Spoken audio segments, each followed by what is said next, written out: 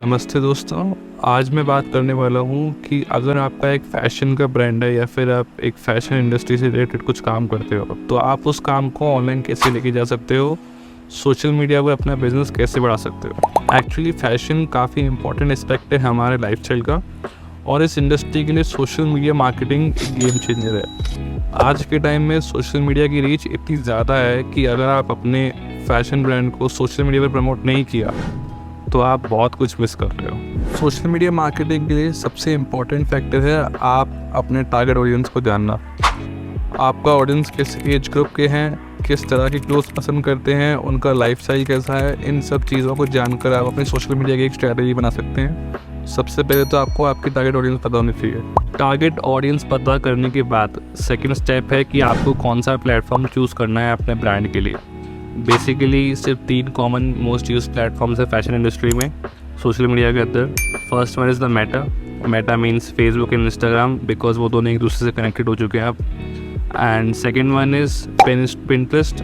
Pinterest बहुत popular है images की रीजन्स की वजह से। And the third one is YouTube of course, वहाँ पे आप अपने फैशन को जो क्लोथ्स है आपके वो वीडियो फॉर्मेट में शेयर कर सकते हो। तो यही 3 मोस्ट कॉमन फॉर्मेट यूज होते हैं फैशन में, और मैं इन तीनों को वन बाय वन आपको बताऊंगा कि कौन सा प्लेटफॉर्म आपके लिए बेस्ट सूटेबल है। ई कॉमर्स प्लेटफॉर्म्स के अलावा लाइक अमेजोन एंड फ्लिपकार्ट और मिंत्रा, इनके अलावा अगर सेकंड कोई मोस्ट यूज प्लेटफॉर्म है शॉपिंग के लिए फैशन इंडस्ट्री में, तो वो है इंस्टाग्राम एंड फेसबुक। सबसे पहले तो आपको डिसाइड करना है कि जो आपका कस्टमर है वो या तो आपकी वेबसाइट से शॉपिंग करेगा या फिर डायरेक्ट आपके इंस्टाग्राम से।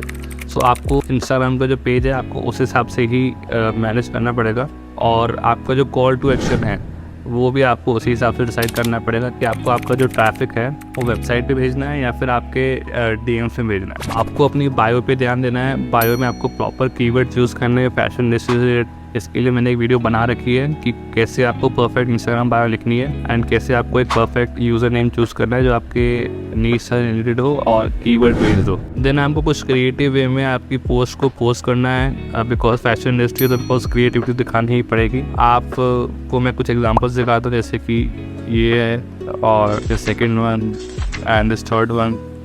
इस तरह का कुछ आपको क्रिएट करना है।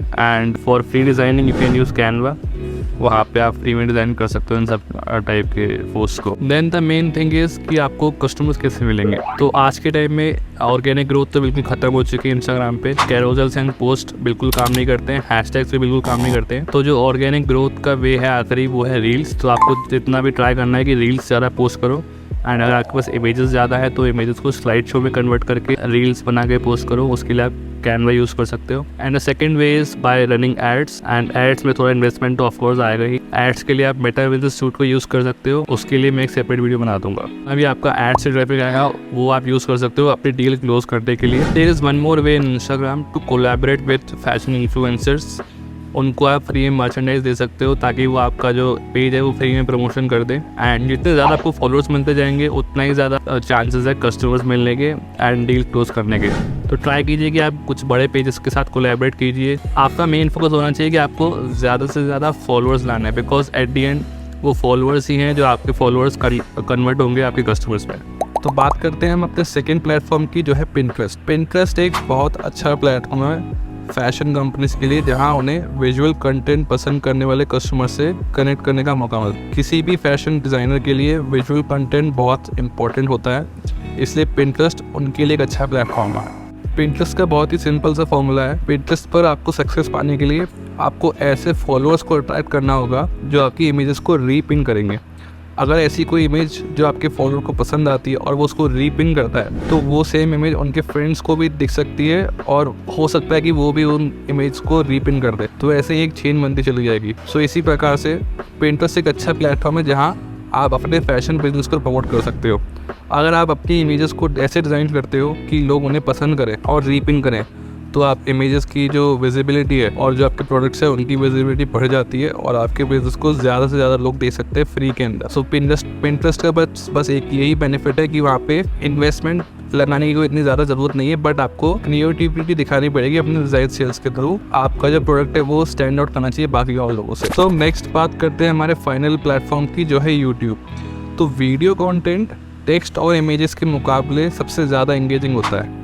सिर्फ फेसबुक के बाद यूट्यूब के 1.9 बिलियन मंथली यूजर्स हैं जो वीडियोस देखते हैं और उसे 1200% की इम्प्रेशन रेट से शेयर करते हैं। तो फैशन और ई कॉमर्स इंडस्ट्रीज के लिए किसी भी वीडियो स्ट्रीमिंग प्लेटफॉर्म से एब्सेंट रहना ऑलमोस्ट इनविजिबल होने जैसा है। यूट्यूब पर आप अपने प्रोडक्ट्स की अनबॉक्सिंग कर सकते हैं अगर आपका ब्रांड खुद का है, और अगर आप रीसेलर हैं तो आप एज़ यूजुअल जो रील्स इंस्टाग्राम पर पोस्ट करते हैं उसी को आप यूट्यूब शॉर्ट्स के वे में पोस्ट कर सकते हैं। बट ध्यान रखना, यूट्यूब पे कॉपीराइट का इश्यूज बहुत आते हैं, तो थोड़ा सोच समझ के करना। एंड अपने जो डिस्क्रिप्शन है उसमें आपका जो इंस्टाग्राम का पेज है उसके लिंक्स डाल देना।